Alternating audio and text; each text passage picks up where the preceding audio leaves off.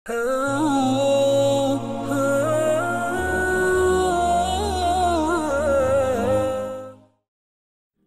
Wise করনী রহমতুল্লাহি আলাইহির জীবন কাহিনী। মহানবী সাল্লাল্লাহু আলাইহি সাল্লামের জীবদ্দশায় ইসলাম গ্রহণকারী তাবেঈ ওয়াইস আল কারনী রহমতুল্লাহি আলাইহি, যাকে মহানবী সাল্লাল্লাহু আলাইহি সাল্লাম শ্রেষ্ঠ তাবেঈ বলে ঘোষণা করেছেন। কি গুণের কারণে মহানবী সাল্লাল্লাহু আলাইহি সাল্লাম লোকটিকে স্বচক্ষে না দেখেই শ্রেষ্ঠ তাবেঈ বলে ঘোষণা করলেন? কি এমন ঘটনা তাকে এমন ইতিহাসের সম্মানজনক মসনদে বসিয়ে দিয়েছে, সে বিষয়ে আজ জানার চেষ্টা করব ইনশাআল্লাহ। ওয়াইস আল কারনী রহমতুল্লাহি আলাইহি ছিলেন একজন তাবেঈন। করান নামক স্থানের অধিবাসী, যা বর্তমানে ইয়েমেনে কোনো একটি স্থান। ওনার পিতার নাম আবদুল্লাহ এবং ওয়াইস আল কারনী রহমতুল্লাহি আলাইহি ওনার বাল্যবয়সে ওনার পিতা ইন্তেকাল করেন। ওয়াইস আল কারনী রহমতুল্লাহি আলাইহি ওনার পিতা ও আহলে কিতাব ছিলেন। ওয়াইস আল কারনী রহমতুল্লাহি আলাইহি উনি নূরে মুজাসসাম হাবিবুল্লাহ হুজুর পাক সাল্লাল্লাহু আলাইহি সাল্লাম ওনার সমসাময়িক কালের ব্যক্তি ছিলেন। নূরে মুজাসসাম হাবিবুল্লাহ হুজুর পাক সাল্লাল্লাহু আলাইহি সাল্লাম ওনার সাথে ওনার ব্যক্তিগত সরাসরি সাক্ষাৎ হয় নাই। তথাপি নূরে মুজাসসাম হাবিবুল্লাহ হুজুর পাক সাল্লাল্লাহু আলাইহি সাল্লাম উনি ওয়াইস আল কারনী রহমতুল্লাহি আলাইহি ওনাকে তাবেঈন শ্রেষ্ঠ হিসেবে উল্লেখ করেছেন। আল্লাহ পাক উনি হতে প্রেরিত নূরে মুজাসসাম হাবিবুল্লাহ হুজুর পাক সাল্লাল্লাহু আলাইহি সাল্লাম ওনাকে দেখার আন্তরিক আকুলতা থাকার পরও ওনার নাম সাহাবী রাদিয়াল্লাহু আনহুমগণ ওনাদের তালিকায় স্থান পায়নি, যা আমাদের জন্য উদাহরণস্বরূপ। ওয়াইস আল কারনী রহমতুল্লাহি আলাইহি ওনার ইসলাম গ্রহণ। নূরে মুজাসসাম হাবিবুল্লাহ হুজুর পাক সাল্লাল্লাহু আলাইহি সাল্লাম ওনার আঙ্গুলের নির্দেশ যখন চন্দ্র দুভাগ হয়ে যায়, তখন অনেকে দূর দূরান্ত থেকে নবুয়ত ওনার আলামত প্রকাশ পেয়েছে বলে মদিনা শরীফ গমন করেন, যা সম্পর্কে পূর্ববর্তী আসমানি কিতাবসমূহে উল্লেখ ছিল। তখন ওনার ধর্মের একজন পাদ্রী, যিনি পরবর্তীকালে সাহাবী হন, ওনারা আবার ইয়েমেনে আগমন করেন এবং ওনার কাছে বায়াত হয়ে দ্বীন ইসলাম গ্রহণ করেন। একদিন নূরে মুজাসসাম হাবিবুল্লাহ হুজুর পাক সাল্লাল্লাহু আলাইহি সাল্লাম উনি বলেন, আমি বাস্তবিক আল্লাহ তাআলা ওনার রহমতের সুগন্ধযুক্ত হাওয়া ইয়েমেনের দিক থেকে পাচ্ছি। নূরে মুজাসসাম হাবিবুল্লাহ হুজুর পাক সাল্লাল্লাহু আলাইহি সাল্লাম উনি আরো বলেন, কিয়ামতের দিন আল্লাহ তাআলা ৭০,০০০ ফেরেশতাকে ওয়াইস আল কারনী অনুরূপ চেহারা দিয়ে সৃষ্টি করবেন। হাশরের মাঠে ওয়াইস আল কারনী রহমতুল্লাহি আলাইহি ওনাকে তাদের মধ্যে ছুপিয়ে রাখবেন এবং তাদের আড়ালে রেখে ওয়াইস আল কারনী রহমতুল্লাহি আলাইহি ওনাকে বেহেশতে প্রবেশ করানো হবে। এ বৈশিষ্ট্যের কারণ হলো তিনি দুনিয়াবী জীবনে নিজেকে মানুষের আড়ালে রেখে ইবাদত করতে ভালোবাসতেন। নিজেকে তিনি গোপন রাখার চেষ্টা করতেন, যেন ওনার ইবাদত বন্দেগীর ধারা দেখে মানুষ তার প্রশংসা এবং গুণকীর্তনে লেগে না যেতে পারে। আল্লাহ রাব্বুল আলামিন তার পার্থিব জীবনের এই চেষ্টা ও অভ্যাসের প্রতি সম্মান দেখিয়ে এবং ওনাকে গুরুত্ব দিয়ে রোজ কিয়ামতে ওনার জন্য ওরূপ ব্যবস্থা করবেন। হযরত ওয়াইস আল কারনী রহমতুল্লাহি আলাইহি ইসলাম গ্রহণ করেন রাসূল পাক সাল্লাল্লাহু আলাইহি সাল্লাম ওনার জীবদ্দশায়। যদিও ওনাদের মধ্যে দেখা সাক্ষাৎ হয় নাই, রাসূল পাক সাল্লাল্লাহু আলাইহি সাল্লাম ওনার পর তিনি হযরত আলী রাদিয়াল্লাহু আনহু ওনার সাথে ওনার সাক্ষাৎ হয়। নূরে মুজাসসাম হাবিবুল্লাহ হুজুর পাক সাল্লাল্লাহু আলাইহি সাল্লাম বলেন, আমার লোকদের মাঝে এমন একজন আছে যে শেষ বিচারের দিনে সকল বিশ্বাসীদেরকে হেফাজতের ক্ষমতা রাখে। সাহাবা রাদিয়াল্লাহু তাআলা আনহুগণ জিজ্ঞাসা করলেন, কে সেই ব্যক্তি? হুজুর পাক সাল্লাল্লাহু আলাইহি সাল্লাম বলেন, সে আল্লাহর বান্দা। সাহাবী রাদিয়াল্লাহু আনহুগণ প্রত্যুত্তরে বললেন, আমরা সবাই আল্লাহর বান্দা, আল্লাহ পাক আমাদের সবাইকে পয়দা করেছেন। সাহাবী রাদিয়াল্লাহু তাআলা আনহুগণ প্রশ্ন করেন, ওনার নাম কি? হুজুর পাক সাল্লাল্লাহু আলাইহি সাল্লাম বললেন, ওয়াইস। সাহাবা রাদিয়াল্লাহু তাআলা আনহুগণ জিজ্ঞাসা করলেন, তিনি কোথায় থাকেন? হুজুর পাক সাল্লাল্লাহু আলাইহি সাল্লাম বললেন, ইয়েমেন। সাহাবা রাদিয়াল্লাহু তাআলা আনহুগণ জিজ্ঞাসা করলেন, তিনি যদি আপনাকে ভালোবাসে তাহলে কেন আপনার খেদমতে হাজির হয় না? হুজুর পাক সাল্লাল্লাহু আলাইহি সাল্লাম বললেন, সে আমার পথ গ্রহণ করেছে এবং সে একজন বিশ্বাসীর অন্তর্ভুক্ত। শারীরিকভাবে তার এখানে উপস্থিত হওয়ার কোনো প্রয়োজন নাই, অধিকন্তু তার পরিস্থিতি তাকে এখানে আসতে সহায়তা করে না এবং সে তার অচল অন্ধ মায়ের সেবা করে। সে দিনের বেলা উঠ চড়ায়, সেই আয় থেকে নিজেও তার মায়ের ভরণ পোষণ করে। সাহাবা রাদিয়াল্লাহু আনহুমগণ প্রশ্ন করলেন, আমরা কি ওনাকে দেখতে পাবো? রাসূলুল্লাহ সাল্লাল্লাহু আলাইহি সাল্লাম বলেন, হযরত আবু বকর সিদ্দিক রাদিয়াল্লাহু আনহু নন, তবে ওমর ফারুক এবং আলী ওনারা পারবে। আপনারা ওনাকে পাবেন ইয়েমেনের একটি গ্রাম সারানিতে এবং ওনার হাতের তালুতে এবং বুকের পাঁজরের কাছে সাদা দাগ দেখে আপনারা ওনাকে চিহ্নিত করতে সক্ষম হবেন। যখন আপনাদের সাথে ওনার দেখা হবে, ওনাকে আমার শুভেচ্ছা দেবেন আর আমার উম্মতদের জন্য দোয়া করতে বলবেন। হুজুর পাক সাল্লাল্লাহু আলাইহি সাল্লাম হযরত আলী রাদিয়াল্লাহু আনহু এবং হযরত ওমর ফারুক রাদিয়াল্লাহু আনহু ওনাদের কাছে একটি জুব্বা খেরকা মোবারক প্রদান করেন এবং জুব্বা খেরকা মোবারকটি ওয়াইস আল কারনী রহমতুল্লাহি আলাইহির কাছে পৌঁছে দেওয়ার নির্দেশ প্রদান করেন। হুজুর পাক সাল্লাল্লাহু আলাইহি সাল্লাম উনি বলেন, আমার জুব্বা মোবারকটি ওয়াইসকে দেবে এবং তোমাদের জন্য এবং আমার সকল উম্মতের মাগফিরাতের জন্য দোয়া করতে বলবে। উহুদ যুদ্ধে হুজুর পাক সাল্লাল্লাহু আলাইহি সাল্লাম ওনার দাঁত মোবারক শহীদ হন, আর তৎক্ষণাৎ আল্লাহ পাক ওনাকে ইলহামের মাধ্যমে জানিয়ে দেন। আর তারপরে হজরত ওয়াইস আল কারনী রহমতুল্লাহি আলাইহি উনি রাসূল পাক সাল্লাল্লাহু আলাইহি ওয়াসাল্লামের ব্যথা অনুভবের মহব্বতে একটি দাঁত ভেঙে ফেলেন। অতঃপর তিনি চিন্তা করেন, কোন দাঁত মোবারক শহীদ হয়েছে তা তো উনি জানেন না, তাহলে যদি অন্য দাঁত মোবারক হয়, এই ভেবে তিনি এক এক করে সমস্ত দাঁত পাথর দ্বারা ভেঙে ফেলেন। হজরত ওয়াইস আল কারনী রহমতুল্লাহি আলাইহি ওনার দাঁত মোবারক ভেঙে ফেলা এবং মদিনাতে আসলে তাদের কাছে ব্যাকুল হয়ে রাসূল পাক সাল্লাল্লাহু আলাইহি ওয়াসাল্লামের কথা জানতে চাওয়া, সবসময় রাসূল পাক সাল্লাল্লাহু আলাইহি সাল্লামের প্রতি গভীর ভাব মনোনিবেশ করা উপলব্ধি করে ওনার মতো হজরত ওয়াইস আল কারনী রহমতুল্লাহি আলাইহি ওনাকে রাসূল পাক সাল্লাল্লাহু আলাইহি ওয়াসাল্লাম ওনার গৃহে গিয়ে দেখা করার অনুমতি দান করেন। কিন্তু ইয়েমেন থেকে মদিনা শরীফ অনেক দূরে, অনেক দিনের রাস্তা, প্রায় 400 মাইল। একদিকে ওয়াইস আল কারনী রহমতুল্লাহি আলাইহি ওনার মাতা বৃদ্ধ, চোখে দেখেন না, হাঁটতে পারেন না, আবার অসুস্থ, তাই তিনি ওনার প্রতিবেশীদের ওনার মায়ের খেদমতে রেখে গেলেন। তিনি সুদীর্ঘ পথ, কোথাও মরুময়, দিনে চরম গরম বিভ্রান্তিকর, কোথাও উঁচু পাহাড়, রাতে ঠান্ডা, কিছুকেই তোয়াক্কা করলেন না। একটানা চললেন মদিনাতুল মুনাওয়ারায় প্রিয় নবী আহমদ মুস্তফা হুজুর পাক সাল্লাল্লাহু আলাইহি ওয়াসাল্লামের দিদারে। এভাবে তিনি মদিনা শরীফ পৌঁছেই রাসূল পাক সাল্লাল্লাহু আলাইহি ওয়াসাল্লাম ওনার গৃহ মুবারক, ওনার প্রধান দরজায় এসে রাসূল পাক সাল্লাল্লাহু আলাইহি ওয়াসাল্লাম ওনাকে খোঁজ করেন। কিন্তু তখন হুজুর পাক সাল্লাল্লাহু আলাইহি ওয়াসাল্লাম উনি হুজরায় ছিলেন না। তবে হযরত জাহরা রাদিয়াল্লাহু আনহু তিনি ভিতর থেকে বলেন, রাসূল পাক সাল্লাল্লাহু আলাইহি ওয়াসাল্লাম জিহাদে গেছেন, সেখান থেকে ফিরবেন, তিনি অপেক্ষা করবেন না চলে যাবেন। ওনার তখন মায়ের অসুস্থতার কথা স্মরণে এলো এবং তিনি আবার ইয়েমেনের দিকে রওনা হলেন এবং রাসূল পাক সাল্লাল্লাহু আলাইহি ওয়াসাল্লাম ওনাকে সচক্ষে দেখা হলো না। রাসূল পাক সাল্লাল্লাহু আলাইহি ওয়াসাল্লাম উনি যুদ্ধের ময়দান থেকে এসেই ওয়াইস আল কারনী রহমতুল্লাহি আলাইহির কথা জিজ্ঞাসা করেন। এই বিষয়ে মুজাদ্দিদ আল ফেসানি রহমতুল্লাহি আলাইহি ওনার মাকতুবাত শরীফে বলেন, হযরত ওয়াইস আল কারনী রহমতুল্লাহি আলাইহি উনি যদি কিছু সময় অপেক্ষা করেও যদি রাসূল পাক সাল্লাল্লাহু আলাইহি সাল্লাম ওনার সাক্ষাৎ লাভ করতে পারতেন এবং সোহবত লাভ করতেন, তাহলে তিনি সাহাবিয়াতের মাকাম হাসিল করতে পারতেন। হযরত ওমর ইবনুল খাত্তাব রাদিয়াল্লাহু আনহু ওনার খেলাফতের সময় খলিফা ওমর ইবনুল খাত্তাব রাদিয়াল্লাহু আনহু উনি এবং হযরত আলী রাদিয়াল্লাহু আনহু ওনাকে সঙ্গে নিয়ে ওয়াইস আল কারনী রহমতুল্লাহি আলাইহির সন্ধানে মদিনা থেকে কুফায় গমন করেন। তথায় পৌঁছে ওনারা ইয়েমেনবাসীদের কাছে ওয়াইস আল কারনী রহমতুল্লাহি আলাইহির কথা জিজ্ঞেস করেন, কিন্তু তারা কেহই ওয়াইস আল কারনী রহমতুল্লাহি আলাইহির সন্ধান দিতে পারল না।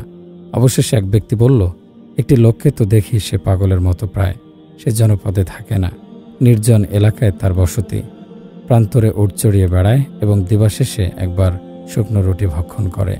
তার এক স্বভাব, লোকে যখন হাসে সে তখন কাঁদে, আর লোকে যখন ক্রন্দন করে সে তখন হাসতে থাকে। লোকটির কাছে এরূপ খবর পেয়ে হযরত ওমর ইবনুল খাত্তাব রাদিয়াল্লাহু আনহু ও আলী রাদিয়াল্লাহু আনহু ওনারা করুন এলাকায় গিয়ে পৌঁছলেন। ওনারা যখন ওয়াইস আল কারনী রহমতুল্লাহি আলাইহির কাছে গিয়ে হাজির হলেন, তখন তিনি নামাজ পড়ছিলেন আর নিকটে ফেরেশতাগণ তার উট চড়াচ্ছিল। তিনি যখন নামাজ সমাপন করে উঠলেন, সাহাবাদয় ওনাকে সালাম করে ওনার নাম জিজ্ঞেস করলেন। তিনি বললেন, অধমের নাম আব্দুল্লাহ, অর্থ আল্লাহ পাকের বান্দা। ওমর ইবনুল খাত্তাব রাদিয়াল্লাহু আনহু বললেন, আমরাও আল্লাহ পাকের বান্দা, আপনার আসল নামটি শুনতে চাই। তিনি বললেন, ওয়াইস। হযরত ওমর ইবনুল খাত্তাব রাদিয়াল্লাহু আনহু বললেন, অনুগ্রহ করে আপনার হাতখানা দেখাবেন। তিনি হাত বাড়িয়ে দিলে তাতে অবিকল রাসূল পাক সাল্লাল্লাহু আলাইহি সাল্লাম কর্তৃক বর্ণিত নিশানা দেখে হযরত ওমর ইবনুল খাত্তাব রাদিয়াল্লাহু আনহু ওনার হাতখানা চুম্বন করলেন। তারপর রাসূল পাক সাল্লাল্লাহু আলাইহি ওয়াসাল্লামের ওসিয়তের কথা উল্লেখ করে ওনার হাতে রাসূল পাক সাল্লাল্লাহু আলাইহি সাল্লামের পবিত্র জুব্বা খেরকা অর্পণ করলেন। রাসূল পাক সাল্লাল্লাহু আলাইহি ওয়াসাল্লাম ওনার নির্দেশ অনুযায়ী ওনার উম্মতের জন্য দোয়ার কথা বলা হলো। এসব কথা শুনে হযরত ওয়াইস আল কারনী রহমতুল্লাহি আলাইহি বললেন, দেখুন, আপনারা খুব ভালোভাবে খোঁজ খবর নিয়ে দেখুন, সম্ভবত এ অন্য লোক হবে। হযরত ওমর ইবনুল খাত্তাব রাদিয়াল্লাহু আনহু বললেন, আমরা খুব ভালোভাবেই দেখে শুনে নিয়েছি। হুজুর পাক সাল্লাল্লাহু আলাইহি সাল্লাম উনি যে সকল নিশানার কথা বলে গিয়েছেন, আপনার সাথে তা হুবহু মিলে গিয়েছে। আমরা সম্পূর্ণ নিশ্চিত যে আপনি রাসূল পাক সাল্লাল্লাহু আলাইহি সাল্লামের সেই পরম প্রিয় ওয়াইস আল কারনী। এতক্ষণে হযরত ওয়াইস আল কারনী রাহমাতুল্লাহি আলাইহি আগন্তুকদের পরিচয় জিজ্ঞেস করলেন। হযরত ওমর ইবনুল খাত্তাব রাদিয়াল্লাহু আনহু বললেন, আমার নাম হলো ওমর ইবনে খাত্তাব। আর এর সঙ্গী হলেন রাসূল পাক সাল্লাল্লাহু আলাইহি ওয়াসাল্লামের জামাতা হযরত আলী রাদিয়াল্লাহু আনহু। ওনাদের পরিচয় লাভ করে হযরত ওয়াইস আল কারনী ওনাদের সালাম জানিয়ে উভয়ের হস্ত চুম্বন করে বললেন, আপনাদের মতো মহামর্যাদাশীল এ হতভাগা গুনাহগারের কাছে তাশরিফ এনেছেন, এ যে আমার পরম সৌভাগ্য। কিন্তু আপনারা যে আমাকে বেয়াদব বানিয়ে দিলেন। তারপর তিনি আরো বললেন, রাসূল পাক সাল্লাল্লাহু আলাইহি ওয়াসাল্লাম গুনাহগার উম্মতদের মুক্তির দোয়ার জন্য তো আপনারাই অধিক যোগ্য ব্যক্তি। হযরত ওমর ইবনুল খাত্তাব রাদিয়াল্লাহু আনহু বললেন, আমরা তো তা অবশ্যই করছি, কিন্তু আপনিও রাসূল পাক সাল্লাল্লাহু আলাইহি সাল্লামের নির্দেশ পালন করুন। পরবর্তীতে হযরত আলী রাদিয়াল্লাহু আনহু উনি এবং ওমর ফারুক রাদিয়াল্লাহু আনহু জুব্বা মোবারকটি পৌঁছে দিয়ে ওনাকে দোয়া করার জন্য বললে তিনি কান্না শুরু করেন। জুব্বা মোবারকটি নিয়ে তিনি নির্জনে নিভৃতে চলে যান এবং সিজদায় পড়ে তিনি আল্লাহর দরবারে রোনাজারি করতে থাকেন। তিনি বলেন, হে আল্লাহ পাক, আমি এই জুব্বা মোবারক ততক্ষণ পর্যন্ত গ্রহণ করব না যতক্ষণ না আপনি সকল উম্মতি মুহাম্মাদি ওনাদের ক্ষমা করবেন। হযরত রাসূল পাক সাল্লাল্লাহু আলাইহি ওয়াসাল্লাম উনি আমাকে এই দোয়া করার নির্দেশ দিয়েছেন। গায়েবে আওয়াজ এলো, আমি অসংখ্য উম্মতি মুহাম্মাদিকে ক্ষমা ঘোষণা করলাম, এবার আপনি জুব্বা মোবারক গ্রহণ করুন। হযরত ওয়াইস আল কারনী রহমতুল্লাহি আলাইহি উনি দাবি করেন, আমি সকল উম্মতি মুহাম্মাদি ওনার মাফি কামনা করছি। এমত অবস্থায় হযরত ওমর ফারুক রাদিয়াল্লাহু আনহু তিনি উক্ত নির্জন স্থানে উপস্থিত হলে ওয়াইস কারনী রহমতুল্লাহি আলাইহি ওনার একাগ্রতায় ব্যাঘাত ঘটে।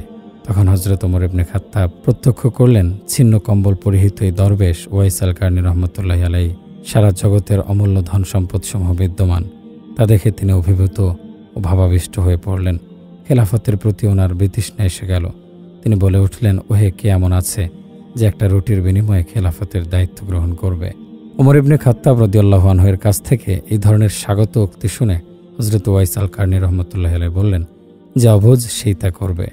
যদি সত্যি মন না চায় তাহলে দূরে ছুঁড়ে ফেলে দিলেই তো হয়। যার মন চায় সে কুড়িয়ে নেবে, এর মধ্যে আবার অদল বদলের কি প্রয়োজন আছে? এই কথা বলে হযরত ওয়াইস আল কারনী রহমতুল্লাহি আলাইহি রাসূল পাক সাল্লাল্লাহু আলাইহি ওয়াসাল্লাম প্রদত্ত লেবাস পরম ভক্তির সাথে অঙ্গে পরিধান করলেন। তিনি বলেন, হযরত ওমর ফারুক রাদিয়াল্লাহু আনহু, আপনি আমাকে সওয়াল না করলে জুব্বা মোবারক ততক্ষণ পর্যন্ত আমি গায়ে দিতাম না যতক্ষণ না আল্লাহ তাআলার সমস্ত উম্মতে মুহাম্মাদিগণকে ক্ষমা ঘোষণা করতেন। অতঃপর তিনি বললেন, এই নাদানের প্রার্থনায় আল্লাহ রাব্বুল আলামিন কবিলায়ে রাবি ও কবিলায়ে মুজারের সাক পশমের সংখ্যাতুল্য উম্মতে মুহাম্মাদি সাল্লাল্লাহু আলাইহি সাল্লামকে ক্ষমার ওয়াদা করেছেন। রাসূল পাক সাল্লাল্লাহু আলাইহি ওয়াসাল্লাম উনি বলেন, বিশ্বাসী আল্লাহর দিদার মোবারক খোঁজ করবে এবং কেউ তা অন্তর্চক্ষু দ্বারা দেখবে, যা চর্মচক্ষু দ্বারা পাওয়া যাবে না। এবং জ্ঞান হলো আলো বা নূর, যা আল্লাহ যাকে খুশি দান করেন। শারীরিকভাবে কাছাকাছি না থাকলেও ফয়েজ তাওয়াজ্জু লাভ হয়। হযরত ওয়াইস আল কারনী রহমতুল্লাহি আলাইহি উনি তারই উদাহরণ। যেহেতু তিনি কখনোই নবীজি সাল্লাল্লাহু আলাইহি সাল্লামকে চর্মচক্ষু দ্বারা দেখেন নাই, কিন্তু তারপরেও রাসূল পাক সাল্লাল্লাহু আলাইহি ওয়াসাল্লাম ওনার মহব্বত হাসিল করতে পেরেছিলেন। হযরত ওমর ইবনুল খাত্তাব রাদিয়াল্লাহু আনহু উনি হযরত ওয়াইস আল কারনী রহমতুল্লাহি আলাইহিকে বললেন, জনাব, আমাদের জন্য একটু দোয়া করুন। তিনি জবাব দিলেন, দেখুন, আমার ঈমান তো আন্তরিকতা শূন্য, তবু আমি দোয়া করছি আর প্রতি ওয়াক্ত নামাজের তাশাহুদে এই দোয়াই করে থাকি, হে খালিক মালিক আল্লাহ পাক, আপনি মুমিন নর ও নারীকে ক্ষমা করুন। আর জনাব খলিফা, মনে রাখবেন, যদি আপনি ঈমানের সাথে কবরে যেতে পারেন তাহলে দোয়া নিজেই আপনাকে খুঁজে নেবে। হযরত ওমর ইবনুল খাত্তাব রাদিয়াল্লাহু আনহু উনি বললেন, আরও নসিহত করুন। হযরত ওয়াইস আল কারনী রহমতুল্লাহি আলাইহি বললেন, জনাব খলিফা, আপনি কি আল্লাহ পাককে চিনেছেন? হযরত ওমর ইবনুল খাত্তাব রাদিয়াল্লাহু আনহু উত্তর দিলেন, হ্যাঁ, নিশ্চয় চিনেছি। হযরত ওয়াইস আল কারনী রহমতুল্লাহি আলাইহি বললেন, যদি চিনে থাকেন তাহলে অন্য আর কাউকে যেন না চেনেন ও জানেন, তবে তাই হবে আপনার জন্য বেশি উত্তম। হযরত ওমর ইবনুল খাত্তাব রাদিয়াল্লাহু আনহু উনি বললেন, জনাব, আরও কিছু নসিহত করুন। হযরত ওয়াইস আল কারনী রহমতুল্লাহি আলাইহি উনি বললেন, আল্লাহ তাআলা উনি কি আপনাকে চেনেন, জানেন? হযরত ওমর ইবনুল খাত্তাব রাদিয়াল্লাহু আনহু বললেন, তা তো অবশ্যই। হযরত ওয়াইস আল কারনী রহমতুল্লাহি আলাইহি বললেন, একমাত্র তিনি ছাড়া আর কেউ যদি আপনাকে না চেনে ও না জানে তাহলে তা আপনার জন্য বেশি ভালো কথা। এরপর হযরত ওমর ইবনুল খাত্তাব রাদিয়াল্লাহু আনহু বললেন, জনাব, একটু অপেক্ষা করুন, আমি আপনার জন্য কিছু মাল সামানা নিয়ে আসি। তখন ওয়াইস আল কারনী রহমতুল্লাহি আলাই উনি নিজের জামার পকেট থেকে পয়সা বের করে হযরত উমর ইবনুল খাত্তাব রাদিয়াল্লাহু আনহুকে দেখিয়ে বললেন, উট চড়ানোর মজুরি বাবদ ইহা আমি উপার্জন করেছি। যদি আপনি নিশ্চিত করে বলতে পারেন যে এগুলো খরচ করার পরেও আমি বেঁচে থাকব, তাহলে আমার আরও কিছু মাল সামানার প্রয়োজন দেখা দেবে। অর্থাৎ জীবনের এক মুহূর্তও বিশ্বাস নেই, তাই মাল সঞ্চয়ের প্রশ্ন আসে না। হযরত উমর ইবনুল খাত্তাব রাদিয়াল্লাহু আনহু থেকে তিনি কিছু গ্রহণ করতে রাজি হলেন না। অতঃপর হযরত ওয়াইস আল কারনী রহমতুল্লাহি আলাই সাহাবাদয় ওনাদের সম্বোধন করে বললেন, যা হোক মাননীয় মেহমানদয়, অধমের সন্ধানে এত দূর আসতে বহু কষ্ট পেয়েছেন, তারপর আমিও আপনাদেরকে কম কষ্ট দেইনি। আশা করি অপরাধ ক্ষমা করবেন। তবে এখন আপনারা প্রস্থান গ্রহণ করুন। দেখুন কিয়ামত খুবই নিকটবর্তী। আল্লাহ পাক ওনার রহমতে সে সময় আবার সাক্ষাৎ হবে। আশা করি তখন আমাদের সান্নিধ্য দীর্ঘস্থায়ী হবে। আমি এখন আখেরাতের পাথের সংগ্রহে অধিক ব্যস্ত। এ পর্যন্ত বলে সম্মানিত সাহাবাদয় ওনাদের বিদায় প্রদান করে তিনি নিজেও সেখান থেকে উঠে চলে গেলেন। অন্তর দিয়ে তিনি হযরত রাসূল পাক সাল্লাল্লাহু আলাইহি ওয়াসাল্লাম ওনার খুবই কাছাকাছি ছিলেন, যার কারণে তিনি রাসূল পাক সাল্লাল্লাহু আলাইহি সাল্লাম ওনার ব্যথা নিজে অনুধাবন করতে চেয়েছেন, যার ফলে যখন রাসূল পাক সাল্লাল্লাহু আলাইহি ওয়াসাল্লাম ওনার দাঁত মোবারক যুদ্ধে শহীদ হন, তিনি ওনার সমস্ত দাঁত ভেঙে ফেলেন। ওয়াইস আল কারনী রহমতুল্লাহি আলাই পন্থানুযায়ী শারীরিকভাবে নয়, বরং বাতিনি অন্তর্চক্ষু জ্ঞানের দ্বারাই তিনি রাসূল পাক সাল্লাল্লাহু আলাইহি ওয়াসাল্লাম ওনার দাঁত মোবারক শহীদ হওয়ার বিষয়টি জানতে পেরেছিলেন। এটা সরাসরি রাসূল পাক সাল্লাল্লাহু আলাইহি ওয়াসাল্লাম ওনার থেকে প্রাপ্ত নিসবত এর সাথে সম্পৃক্ত। বিশ্বাসীগণ আল্লাহর নূরকে খুঁজতে থাকে। এটা ততক্ষণ অবধারণ করা যায় না যতক্ষণ অন্তর দ্বারা তা অনুধাবন করা না যায়।